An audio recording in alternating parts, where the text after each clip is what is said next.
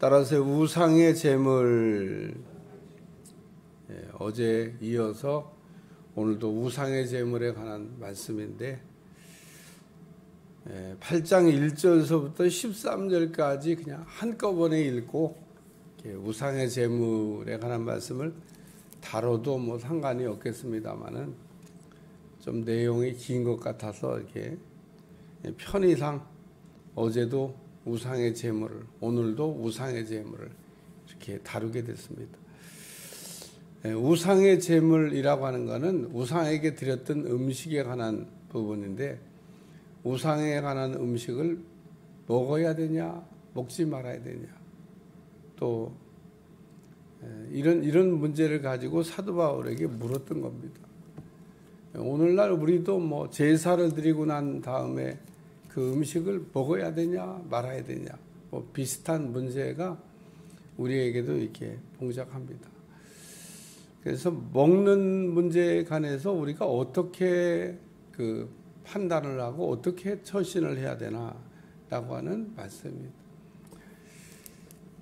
예수님께서 음식에 관하여 얘기하고 비난하는 사람들에게 사람이 먹는 게 사람을 더럽게 하는 게 아니고 사람의 입에서 나오는 게 사람을 더럽게 하는 거다, 이렇게 말씀하셨습니다.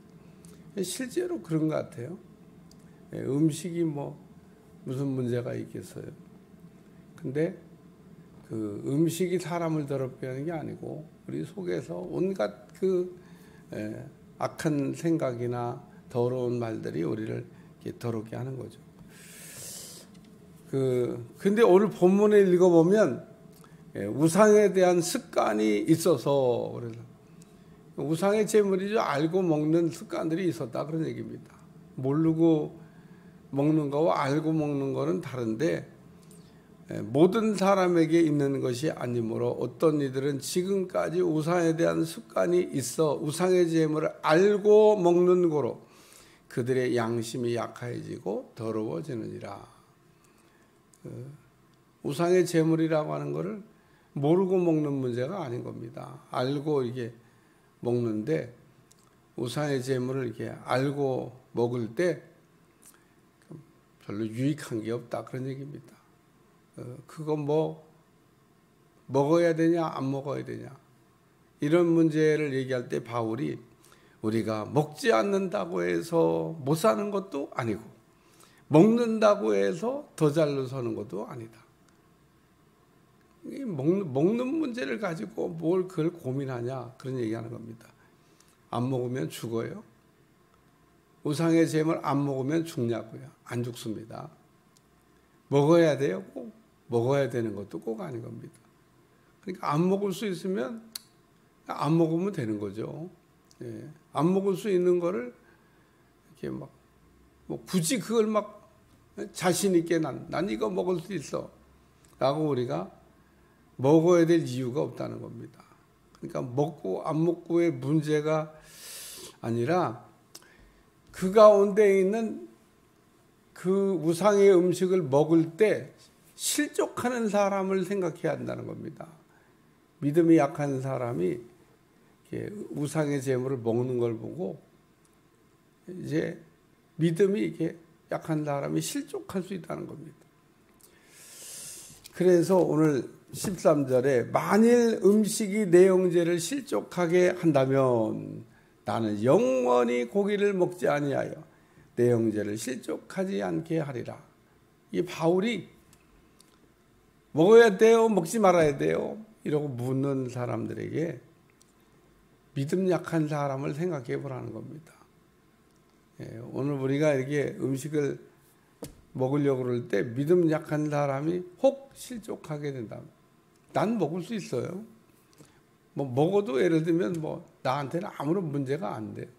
근데 나를 생각하는 게 아니라 내 주변에 있는 사람들을 보라는 겁니다. 거기에는 분명히 저거 먹으면 안 되는데, 이런 사람이 있다면 그 사람을 위해서 바울이 말하기를 나는 형제를 실족하게 한다면 영원히 고기를 먹지 아니하여 내 형제를 실족하지 않게 하는 게 더 좋겠다. 그리고 오늘 믿음이 강한 사람도 있고요. 믿음이 약한 사람도 있습니다. 근데 믿음이 강한 사람이 믿음이 약한 사람 앞에서 해야 될 일은 실족하지 않게 하는 겁니다. 그러니까 믿음이 약한 사람이 넘어지면 한 영혼이 천하보다 더 귀한데. 우크라이나 러시아 전쟁을 한 영혼이 천하보다 귀한. 매일 사람이 죽어나가고 있어요. 야, 참 오늘날 현대를 살고 있는 우리에게 참 말도 안 되는 일이 일어나고 있습니다. 어쨌든 그 한 영혼에 대한 그 가치는 뭐 말로 다 할 수가 없기 때문에 오늘 우리가 하는 어떤 행동의 기준이 실족하느냐, 실족하지 않냐. 두 번째 말씀은 담력을 얻어라는 말씀입니다. 우리가 이 죄라고 하는 게 모방범죄라고 하는 게 있습니다. 내가 어떤 일을 이렇게 행하게 될 때 다른 사람이 보고 그대로 따라하는 겁니다. 그게 문제가 되는 거예요. 그게 여기 내가 우상의 집에 앉아 먹는 것을 누구든지 보면 믿음이 약한 자들이 양시 담력을 얻어가요. 그래서 전도한 사람의 그 신앙의 수준을 전도받은 사람이 그 뛰어넘는 것이 쉽지 않다. 이런 말이 있습니다. 전도한 사람이 예를 들면 주일 성도가 잘 안 되잖아요. 그러면 전도받은 사람도 똑같이 주일 성도가 잘 안 돼. 뭐 나 전도한 사람도 보니까 주일날만 다니는데 뭐 저녁 예배는 안 가도 되는 건가 보다. 3일 예배 이건 뭐 아예 안 가는 건가 보다. 뭐 헌금 안 해도 되는가 봐. 그리고 이게 앞에 가는 사람을 이게 모델로 삼을 수가 있다는 겁니다. 오늘 우리는 그래서 신앙에 좋은 모델이 돼야 됩니다. 특히 예를 들면 순장님들은 순원들의 신앙의 모델이 돼야 돼요. 말하는 거나 헌신하는 거나 또는 예배 드리는 거나 모든 거를 이렇게 잘해야 됩니다. 왜냐하면 믿음 약한 사람이 보고 따라할까 봐. 그래서 오늘 내가 우상의 집에 앉아 먹는 것을 누구든지 보면 그 믿음이 약한 자의 양심이 담력을 얻어 우상의 제물을 먹게 되지 않겠느냐. 그래서 뭐 보니까 뭐 우리 순장님도 먹는데 뭐 아유 나도 먹어. 그리고 이런 경우 정말 많습니다. 앞에 사람이 넘어지면요 뒤에 따라가는 사람들도 넘어집니다. 참 신기해요. 앞에 사람이 넘어지는 거 보고 나는 절대 넘어지지 말아야지. 이런 경우는 거의 없습니다. 앞 사람이 넘어지면 뒷 사람도 같이 넘어져요. 앞 사람이 주저앉으면요 뒷 사람도 주저앉습니다. 그래서 앞장선 사람이 중요합니다. 맨 앞에 선 사람이 어떻게 하느냐에 따라서 뒤에 따라가는 사람들이 바르게 살 수도 있고 그르게 살 수도 있고. 그래서 먹느냐 먹지 않느냐 이런 문제에 대해서 이게 그냥 일반적인 음식을 먹어야 돼요 말아야 돼요 이렇게 물어본 게 아닙니다. 우상의 제물을 먹어야 돼요 말아야 돼요 라고 물어보는 이 고린도 교회의 질문에 대해서 그러니까 이미 고린도 교회는 우상의 제물을 먹는 사람들이 많이 있었던 겁니다. 특별히 믿음 생활한다고 하는 사람들이 뭐 우리가 자유를 얻었는데 자유야.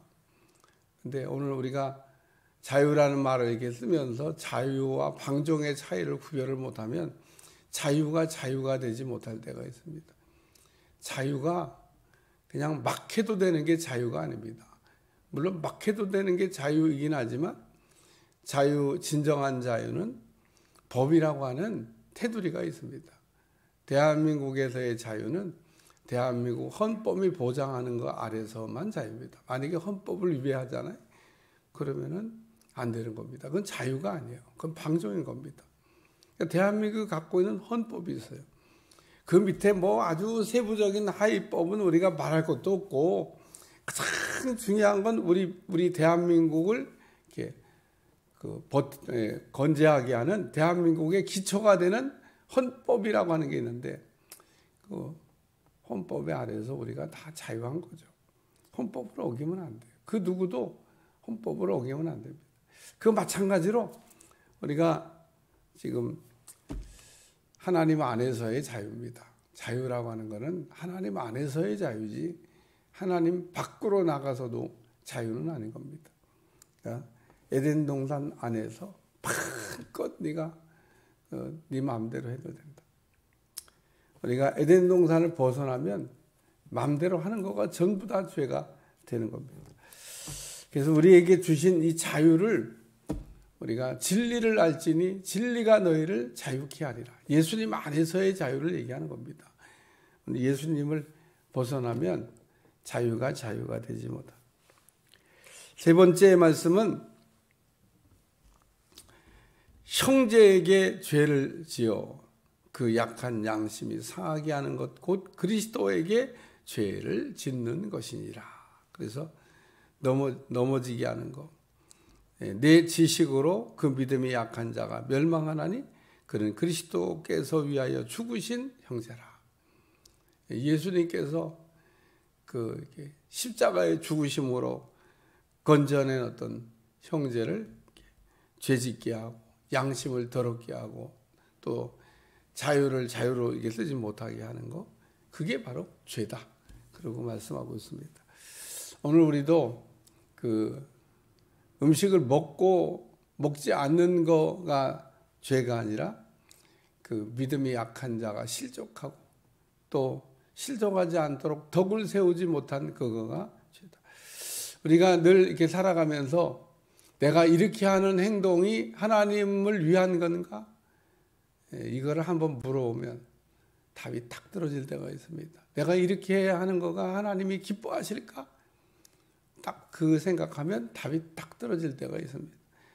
많은 사람들이 그 자신이 하는 게 정의라고 이렇게 생각하면서 옳은 일이라고 생각을 하면서 이렇게 어떤 일을 하는데 정의보다 더 중요한 게 있습니다.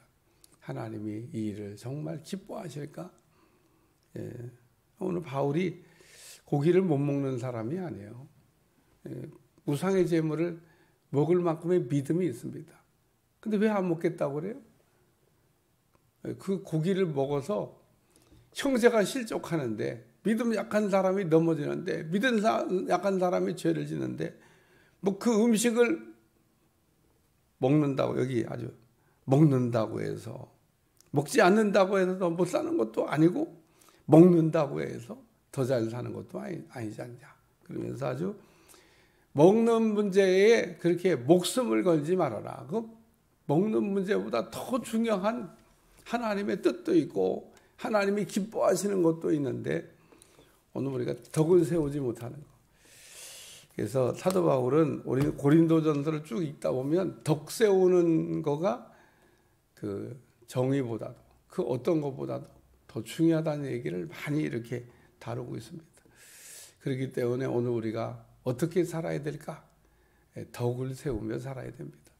기도하겠습니다. 하나님, 오늘도 음식에 관한 문제 간단하고 쉬운 것 같으면서도 우리가 쉽지 않고 늘 우리는 살아가면서 우리 주변을 살펴야 되겠습니다. 믿음 약한 사람 실족하지 않게 하시고 죄짓지 않게 하시고 따라 죄짓지 않게 하도록 우리 자신을 잘 거룩하게 경건하게 할 수 있도록 축복해 주옵소서. 예수님의 이름으로 기도합니다. 아멘.